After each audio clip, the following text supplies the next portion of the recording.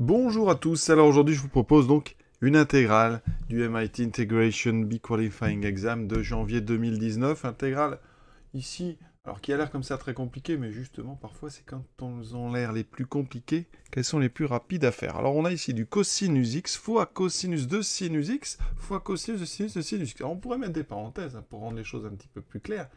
Ici donc on a une composée, c'est-à-dire qu'à l'intérieur d'un cosinus on met sinus x, et ici on a une double composée, c'est-à-dire qu'on a ici du donc cosinus de sinus x, vous voyez.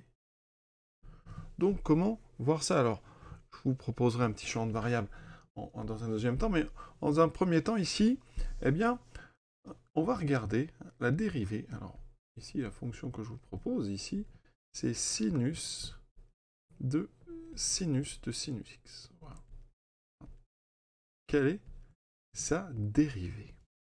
Je rappelle que quand on dérive u rond v, condition que ça soit dérivable, on obtient donc v' multiplié par u' rond v.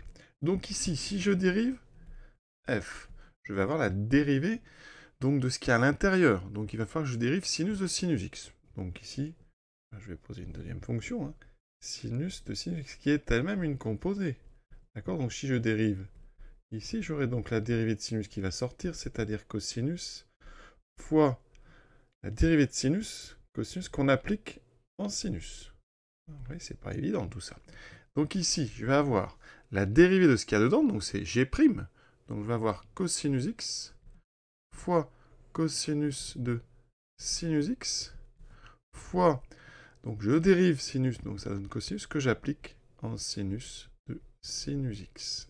Et vous voyez que ça tombe exactement sur ce qu'il y a dans notre intégrale. Donc l'intégrale qu'on cherche, donc ici l'intégrale de cos x, cos de sinus x, cosinus de sinus x, et bien, donc, vous pouvez prendre comme primitive, donc sinus de sinus x.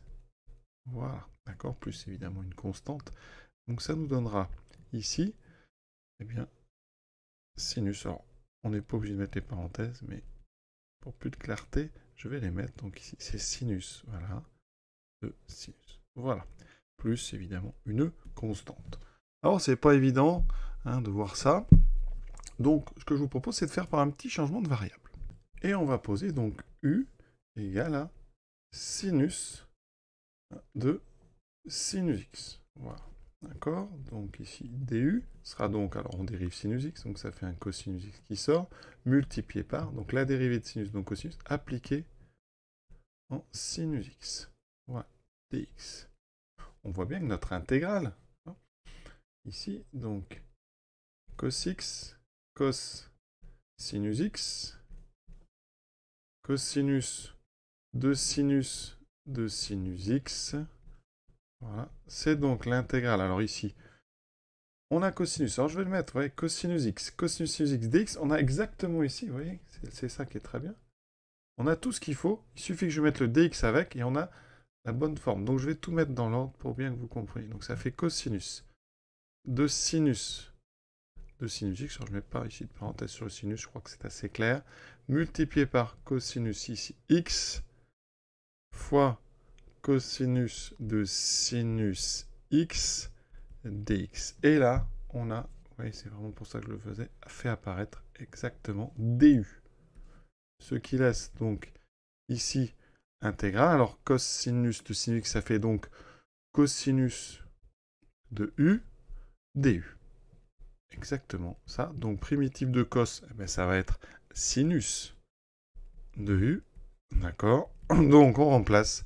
Ça fera sinus u, je remets, ça fait donc sinus de sinus x, plus une constante. Vous voyez qu'on est revenu avec un petit changement de variable. Ça évite aussi cette technique de dériver une double composée, vous voyez. Donc c'est peut-être plus simple à obtenir comme ça, c'est plus fluide. Voilà, l'exercice est terminé. Et pour ceux que ça intéresse, la suite avec un grand classique ici. Je vous souhaite une bonne fin de journée et à bientôt.